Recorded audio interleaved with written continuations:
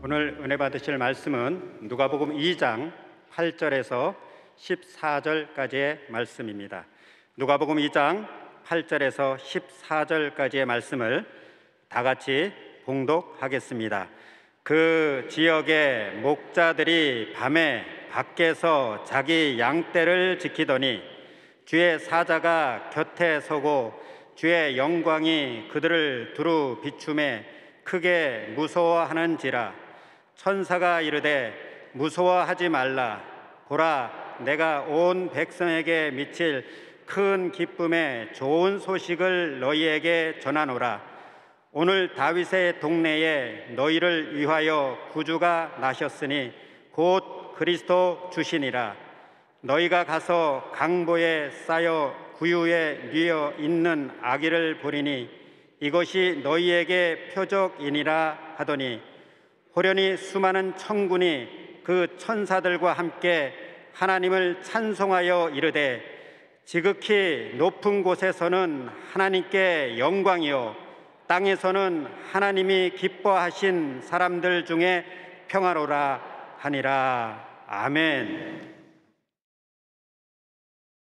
귀한 찬양을 감사드립니다. 우리 성탄절 인사 나눕니다. 메리 크리스마스. 예수님의 성탄을 축하합니다.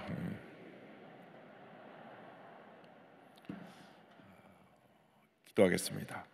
사랑과 은혜와 자비가 무한하신 하나님 아버지, 감사, 찬송, 존귀, 영광 우리 주 하나님께 올려드립니다.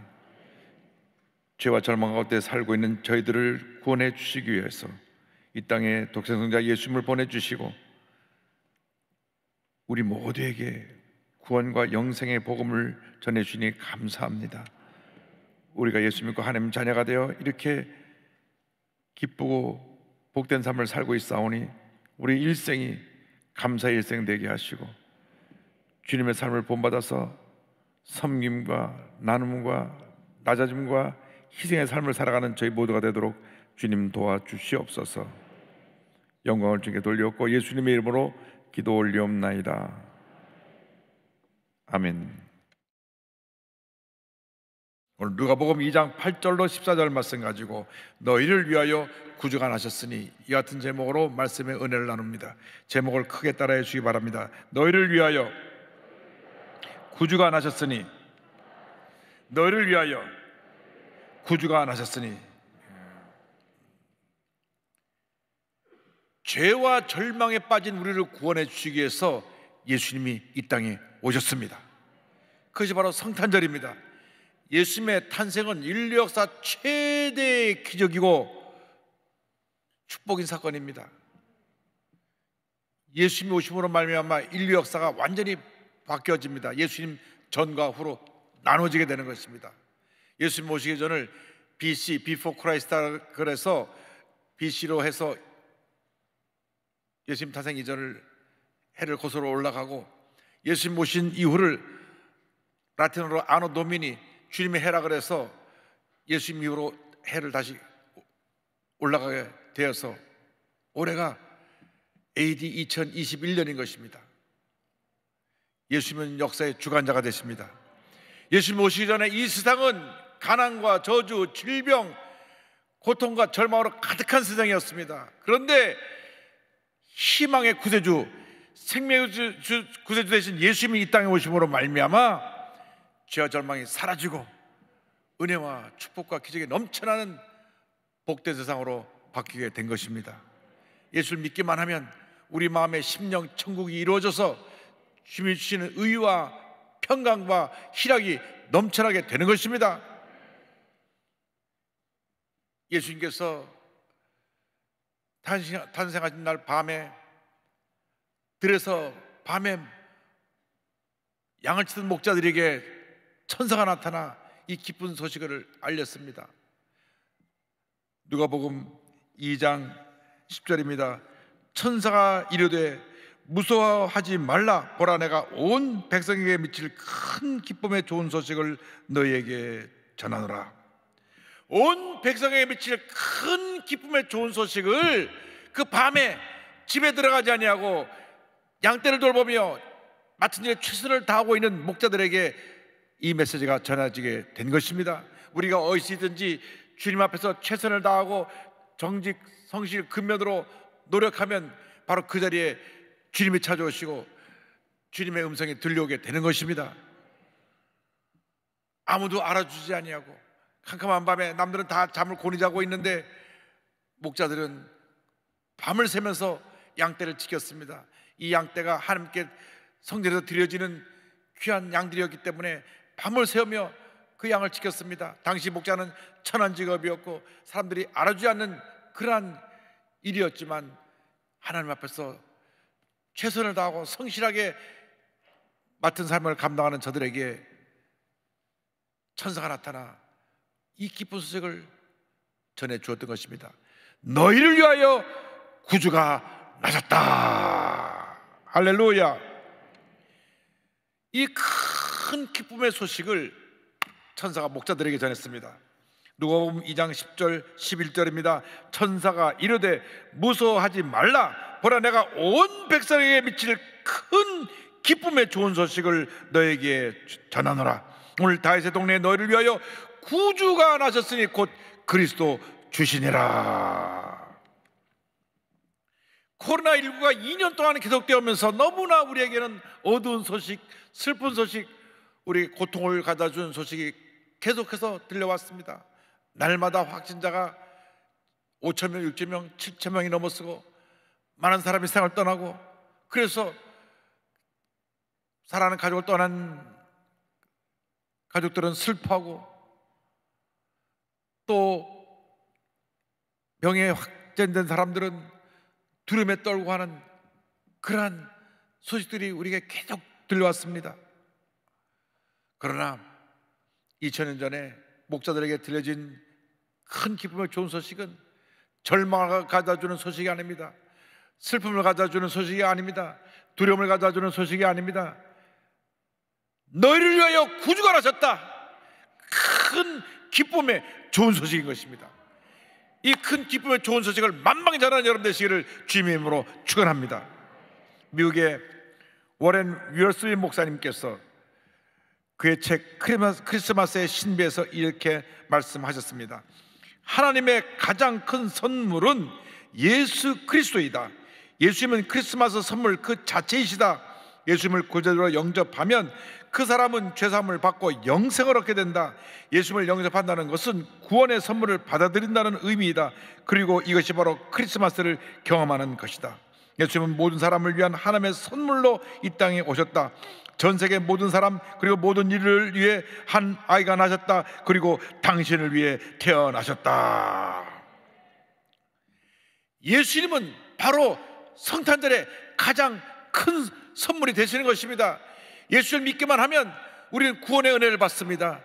영생을 선물로 얻게 됩니다. 우리의 신분이 바뀌어져서 죄의 노예에서 위대한 하나님의 자녀로 바뀌어지게 되는 것입니다. 요한복음 1장 12절은 말씀합니다. 영접하는 자 곧 그 이름을 믿는 자들에게는 하나님의 자녀가 되는 권세를 주셨으니, 하나님의 자녀가 되는 권세를 주셨으니, 하나님의 자녀가 되는 권세를 주셨으니, 여러분 보통 사람이 아니라 하나님의 자녀인 것입니다. 위대한 하나님의 자녀로 온 우주 만물을 다스리는 능력을 부여받은 하나님의 자녀인 것입니다. 그 권세를 갖고 있는 것입니다. 경찰관 한 사람만 하더라도 그에게 준 권세가 얼마나 큰지 모릅니다. 아무리 큰 트럭이 달려와도 손을 탁 들면 씁니다. 경찰관에도 이렇게 큰 권세를 주셨는데 하물며 온 우주 만물을 지으시고 다스리는 하나님께서 하나님의 자녀의 권세를 주셨으니 이제 우리는 절대 긍정, 절대 감사로 무장해서 긍정적으로 생각하고 꿈꾸고 고백해서 위대한 기적을 창조해 나가는 여러분 되기를 주님의 이름으로 축원합니다. 축원합니다. 예수를 믿기만 하면 영생을 선물로 주시는 것입니다. 요한복음 3장 16절 성경의 요절을 말씀합니다. 하나님의 세상을 이처럼 사랑하사 독생자를 주셨으니 이는 그를 믿는 자마다 멸망하지 않고 영생을 얻게 하려 하심이라. 이 기쁜 소식을 온 세상에 전해야 되는 것입니다. 아직도 이 기쁜 소식을 듣지 못한 수많은 사람들에게 나가서 예수님이 우리의 구세주가 되십니다. 예수를 믿기만 하면 당신은 구원을 받고 영생을 얻고 하나님의 자녀가 되십니다. 이 소식을 전하고 또 전해야 될 것입니다. 우리 대한민국의 아직 80%가 예수님을 영접하지 않았습니다. 그들이 일어나서 주의 복음을 전해야 됩니다. 북녘 땅에 2,500만 우리의 동포들이 아직 예수를 믿지 않고 있습니다. 그들에게 기쁜 소식을 전해야 되는 것입니다. 평양의 심장병원을 우리가 건설하는 것도 그곳의 기쁜 소식을 위해서 그 병원을 건설하는 것입니다. 주의 복음만이 공산주의를 변화시킬 수가 있습니다. 그 어떤 사상으로도 공산주의를 변화 못 시키지만은 예수 그리스도의 생명의 복음이 공산주의를 변화시키고 하나님의 은혜와 생명과 축복을 저들에게 전할 수 있게 되는 것입니다. 우리가 이 기쁜 소식을 전할 때 우리 모두에게 하나님의 영광이 임하게 되는 것입니다. 목자들에게 구주의 탄생을 알리고 저들이 찬양을 합니다. 누가복음 2장 14절입니다. 지극히 높은 곳에서는 하나님께 영광이요 땅에서는 하나님이 기뻐하신 사람들 중에 평화로다 하니라. 지극히 높은 곳에서는 하나님께 영광이요. 할렐루야. 우리가 지음받은 목적이 무엇입니까? 하나님의 영광을 위해서 지음받은 것입니다. 그냥 나 혼자 잘 먹고 잘 살라고 내가 지음받은 것이 아닙니다. 이사야 43장 7절을 보면 분명히 우리 인생의 목적에 대해서 이와 같이 말씀합니다. 내 이름으로 불려지는 모든 자 곧 내가 내 영광을 위하여 창조한 자를 오게 하라. 그를 내가 지었고 그를 내가 만들었느니라. 우리가 하나님의 영광을 위하여 창조된 것입니다. 우리가 자나 깨나 앉아나 서나 오직 우리를 통하여 하나님의 영광이 나타나야 되는 것입니다. 세상에 부귀영화는 아침 안개처럼 쉬 사라져 버립니다. 그러므로 세상의 물질, 세상의 권세, 세상의 명예에 너무 욕심을 부리지 않게 되길 바랍니다. 욕심이 지나치면 탐욕이 되고 탐욕은 나를 파멸로 이끄는 것입니다. 이제 세상 중심의 삶을 살지 말고 하나님 중심의 삶을 살아서 하나님께 영광 돌리는 삶을 살아가는 여러분 모두가 되기를 주님으로 축원합니다. 예수 믿게 되는 나를 위한 삶을 살았지만은 이 예수 믿고 나서 하나님의 자녀가 되어 성령의 충만한 은혜가 임했으니 이제는 자나 깨나 무엇을 하든지 주님의 영광을 위한 삶을 살아야 되는 것입니다. 사도 바울이 고린도 교회에 권면합니다. 고린도전서 10장 31절입니다. 그런즉 너희가 먹든지 마시든지 무엇을 하든지 다 하나님의 영광을 위하여 하라.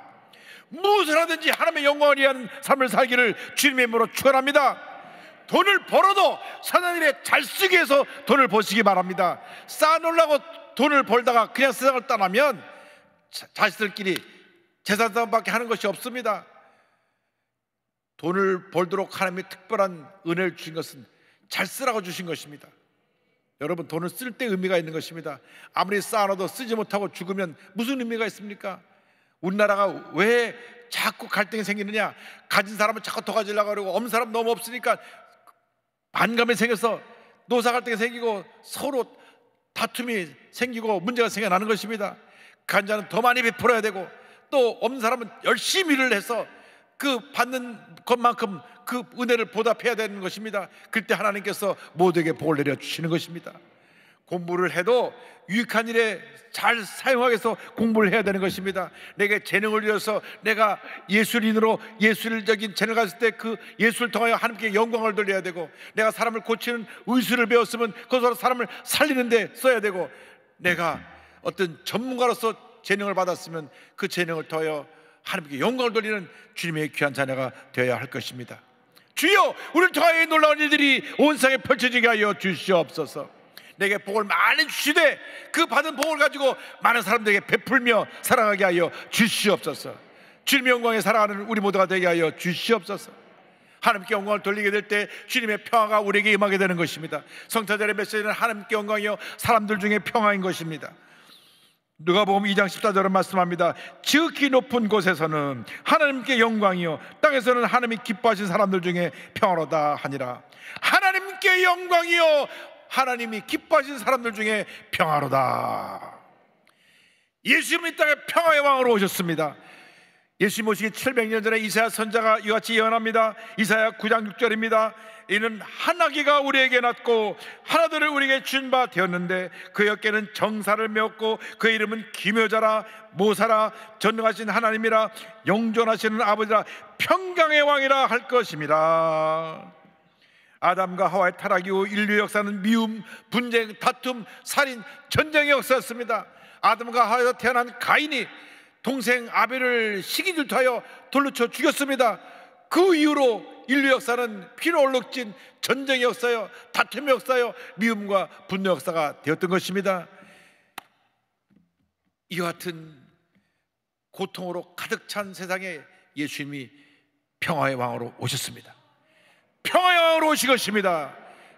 서로 다투고 싸우는 것에 주님이 화해로, 사랑으로, 용서로 오셔서 저들이 하나 되게 만들어 주시고, 분노가 있는 곳에 주님 오셔서 평안함을 주시고, 이 세상에 서로 갈라서고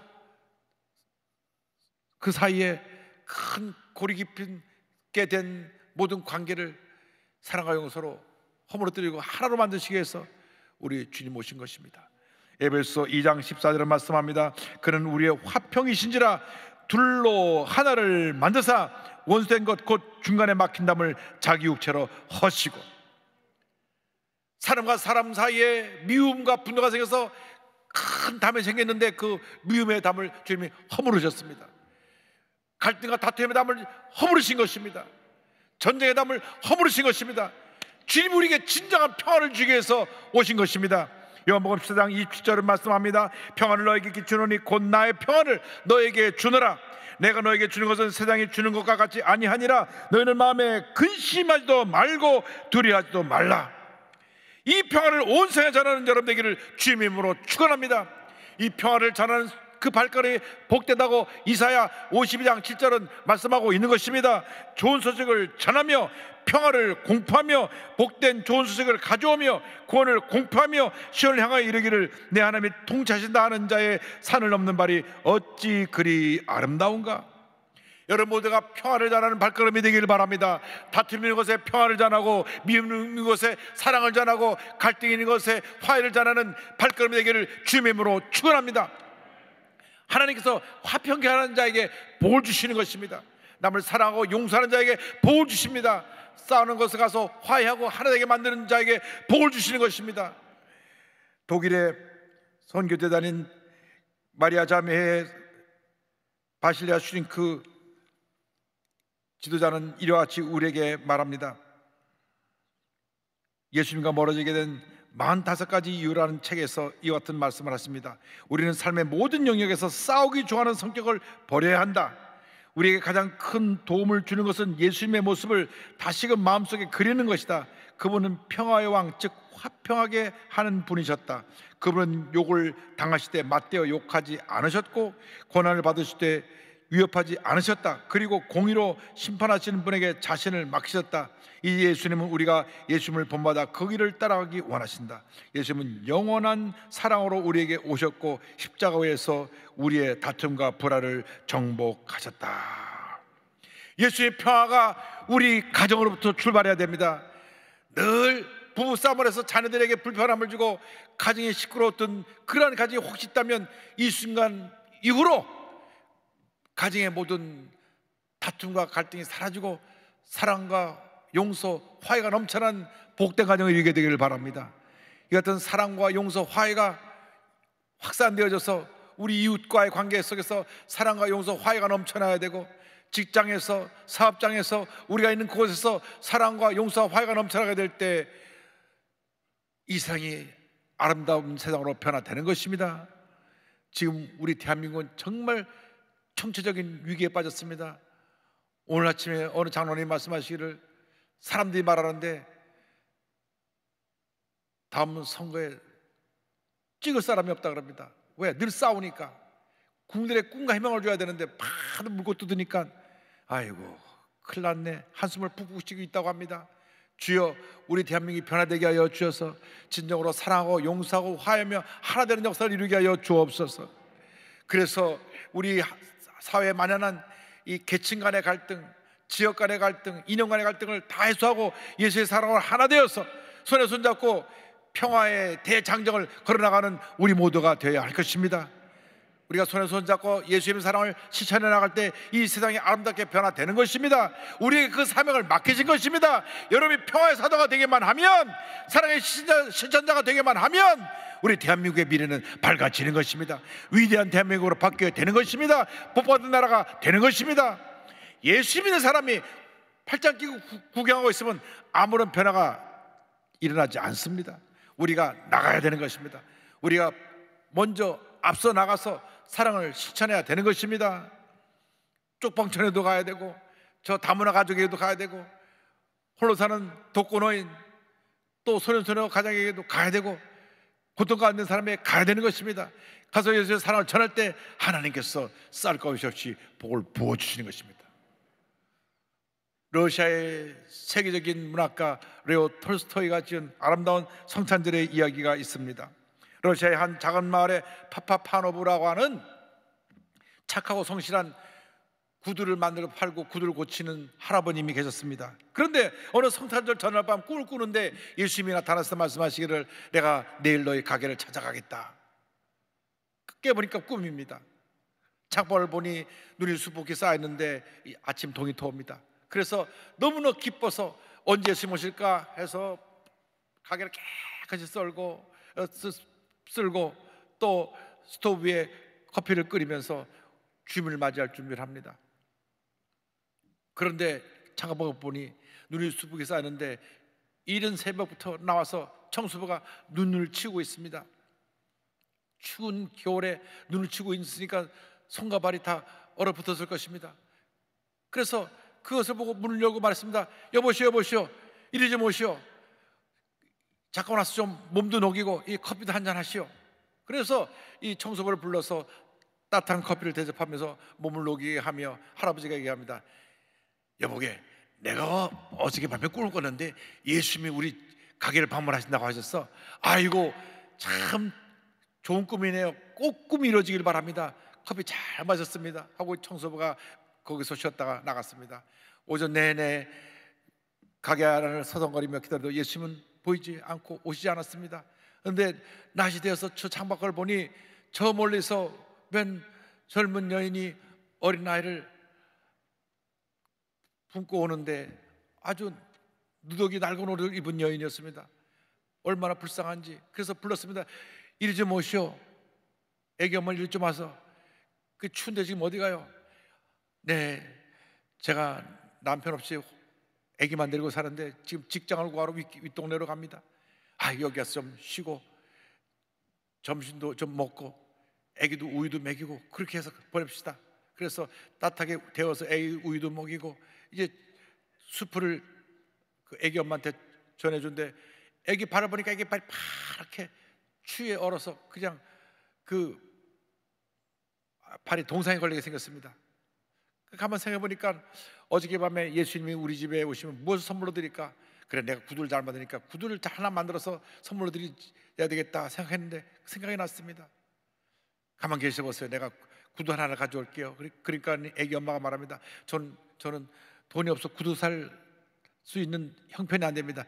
걱정하지 말라고, 내가 하나 선물로 드리려고 만들어 온 거 있는데 우리 애기한테 주고 싶다고. 그리고 신발을 신기니까 신발이 딱 맞았어요. 그러니까 애기 엄마가 너무너무 기뻐합니다. 그래서 이거 신발을 그냥 드리니까 이 애기 발 추운 발 따뜻하게 하세요. 그래서 이 애기 엄마가 신발을 신겨서 아기라고 기쁨으로 가게를 문을 나갔습니다. 이제 오후 내내 저녁이 오는데 아직 예수님 오실 모습이 보이지 않습니다. 그래서 스프를 끓이고 또 빵을 구우면서 이제나 저제나 예수님 언제 오실까 생각하는데 성탄절은 어두워져 가고 밖에는 오가는 수많은 동네 사람들이 왔다 갔다 바삐 밟고 움직이는데 저쪽 구석에 추위 떨고 있는 거지들이 보였습니다. 그래서 그 거지들을 불렀습니다. 여보시게 이리 좀 오시게, 일로 가. 오늘 이렇게 성탄절인데 밖에서 추워 떨고 있으면 되나? 들어와서 내가 구워놓은 빵 좀 먹으라고. 그래서 빵을 대접하고 수프를 나눠주고 나니까 밤이 되었습니다. 그래서 밤이 되니까 아이고, 꿈은 꿈인가 보구나, 예수님 오늘 안 오실 모양이네 하고 의자 앉아서 후 하고 한숨을 쉬는데 갑자기 방이 환해지더니만 아침부터 그 집을 찾았던 사람들이 나타나기 시작하는데 청소부가 나타나고 애를 아는 엄마가 나타나고 거들이 나타납니다. 그런데 주님의 음성이 들립니다. 내가 배고플 때 나를 먹여주었고, 내가 헐벗었을 때 입혀주었고, 추울 때 내가 따뜻하게 해주었다. 나는 오늘 내가 도와준 모든 사람들의 모습으로 너를 찾아왔다. 할렐루야. 밖에는 하얀 눈이 소복히 쌓이는데 그의 마음은 기쁨으로 충만했습니다. 여러분, 우리가 지금도 우리 주위에 우리를 찾아온 많은 변장한 예수님을 만났을 것입니다. 그런데 우리가 나 혼자 잘 살아라고 외면하지 않았는지 우리 자신을 돌아봐야 합니다. 서울역 쪽방촌에 가보니까 정말 같은 서울 하늘 아래서 그렇게 어렵게 사는 분이 있는 것을 보며 마음이 아팠습니다. 이 추운 겨울에 난방이 없어서 전기 담요 하나 두르고 겨울을 지내야 되는 분들, 여름에는 찜통이고 겨울에는 냉장고고 방은 두 사람이 앉기도 좁을 정도로 좁고, 그분들을 우리가 예수님의 사랑으로 돌봐야 될 변장한 예수님인 것입니다. 여러분 주위에 가난하고 헐벗고 소외되고 굶주린 사람들에게 예수의 사랑을 두고 나가시기 바랍니다. 목재같이 이 파파노브 할아버지처럼 예수를 만나는 주님의 귀한 백성들이 다 되시길 바랍니다. 예수님의 사랑으로 충만하시길 바랍니다. 예수의 평안함으로 충만하시길 바랍니다. 이 예수님의 사랑을, 예수의 평안을 만방히 전하는 주님의 귀한 일꾼 되시기를 주님의 이름으로 축원합니다. 축원합니다. 축원합니다. 오늘 말씀을 기억하면서 찬송가 112장을 부르며 오늘 설교를 마무리하겠습니다. 그 맑고 환한 밤중에 무천사 내려와 그 손에 비파 들고서 다 찬송하기를 평강의 왕이 오시니 다 평안하여라.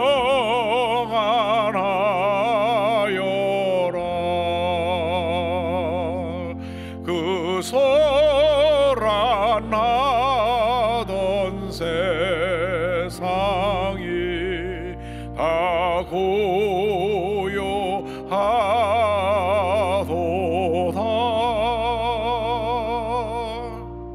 여러분,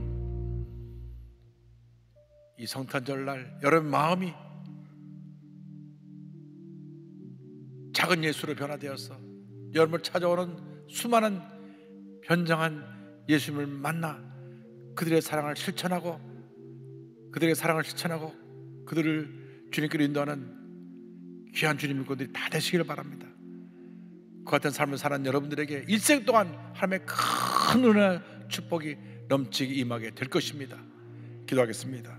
사랑과 은혜와 자비가 무한하신 하나님 아버지, 지금까지 우리가 엄청난 축복을 받고 살면서도 감사하지 아니하고 밤낮 내 뜻과 내 고집대로 나의 것만을 자랑하며 살았던 것을 용서하여 주시고, 오늘 이후 내 마음 가운데 탄생하신 예수님을 평생 마음 가운데 모시고 예수님의 사랑을 실천하며 살아가는